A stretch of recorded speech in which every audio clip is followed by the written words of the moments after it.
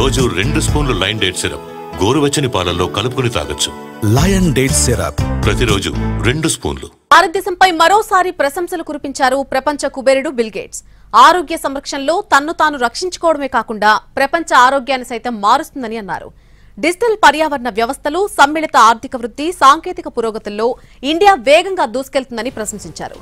తక్కువ ఖర్చుతో కొత్త ఆవిష్కరణల ద్వారా ఇండియా ఆరోగ్యం, అభివృద్ధిలో గణనీయమైన పురోగతిని సాధించిందని అన్నారు. సిఐ ఫోరంలో భారతదేశం కొత్త ఆవిష్కరణలను గేట్స్ ప్రస్తావించారు.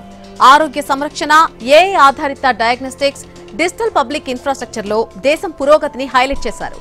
కొత్త ఆవిష్కరణలో ప్రపంచానికి భారతదేశం ఒక నాయకుడిగా ఉందని అన్నారు. ఆహార భద్రతలో ప్రపంచ సవాళ్లను ఎదుర్కోవడంలో ఇండియా చూపుతున్న పరిష్కారాలు ప్రపంచానికి మార్గదర్శకాలన్నారు. తక్కువ ధర, టెక్నాలజీ ఆధారిత పరిష్కారాలు గ్లోబల్ సౌత్ కు బ్లూ ప్రింట్ అన్నారు గేట్స్.